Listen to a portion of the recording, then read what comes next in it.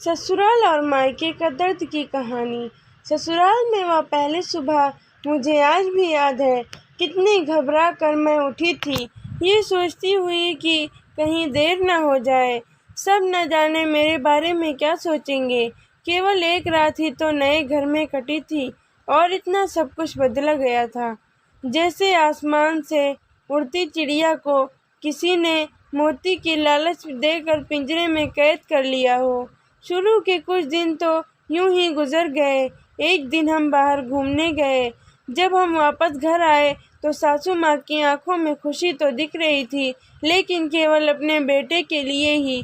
मैंने सोचा कि शायद नया नया रिश्ता है, एक दूसरे को समझने में कुछ वक्त लगेगा, लेकिन समय ने जल्द ही एहसास करा दिया कि मैं यहाँ बहू हूँ, इसलिए मैं जैसा चाहूँ ऐसा नहीं कर पाऊँगी।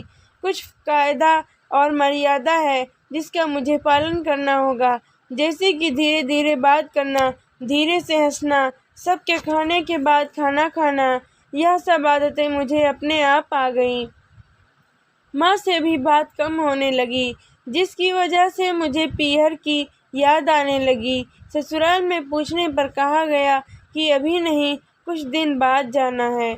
जिस पति ने शादी के समय कहा था कि आपकी बेटी पास में ही तो है, कभी भी आ जाया करेगी, उसके भी सुर बदल गए। अब मुझे धीरे धीरे यह समझ में आ गया था कि शादी कोई बच्चों का खेल नहीं है।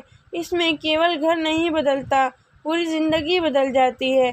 अब मैं कभी भी उठकर अपने पीहर नहीं जा सकती, यहाँ तक कि पीहर वालों को भी मुझसे मिलने के लिए पूछ कर आना पड़ता है। पीहर में जोर जोर का हंसना, कभी भी कहीं भी चला जाना, रसोई में से कुछ भी उठाकर खा लेना, अपनी मर्जी का करना, यह सब यादें बनकर रह गईं। अब मुझे समझ में आने लगा था कि क्यों विदाई के वक्त सभी लोग मुझे गले लगाकर रो रहे थे। असल में मुझसे दूर होने का एहसास उन्हें हो रहा था, लेकिन एक और बात थी जो उन्हें अंदर ही अंदर परेशान कर रही थी कि अब जिस सच्चाई से मुझे इतने दिन दूर रखा गया है, वह सच्चाई मेरे सामने आने वाली थी। पापा का यह झूठ कि मैं उनकी बेटी नहीं बेटा हूँ, अब और दिन नहीं छुपा पाएंगे, जो कि उनकी सबसे बड़ी चिंता थी कि अब उनका बेटा, जिसे कभी भी बेटी होने का एहसास नहीं कराया था, जीवन के इतने बड़े सच के सामना करने जा रही है। वही माँ को भी चिंता सता रही थी कि उनकी बेटी अभी तक कोई एक काम भी नहीं किया करती थी, अब वह पूरे परिवार की जिम्मेदारी कैसे उठाएगी। सभी लोग मेरे इस विदाई और पराये होने का दर्द जान रहे थे, सिवाय मेरे, इसीलिए वह सभी लोग रो रहे थे। आज मुझे समझ आ गया कि उनका रोना गलत नहीं था। यह हमारे समाज का नियम ही है कि एक बार बेटी डोली में विदा हो गई तो वह उस घर के लिए केवल मेहमान ही बनकर रह जाती है।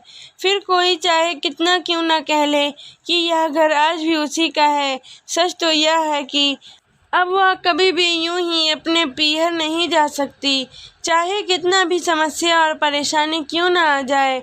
मुझे ही हल करना है, हंसते हुए या गम में छुपाते हुए। दोस्तों, अगर आपको हमारी कहानी पसंद आई हो तो हमारे चैनल को सब्सक्राइब और वीडियो को लाइक ज़रूर कीजिएगा। फिर मिलेंगे एक नई कहानी के साथ, तब तक के लिए धन्यवाद।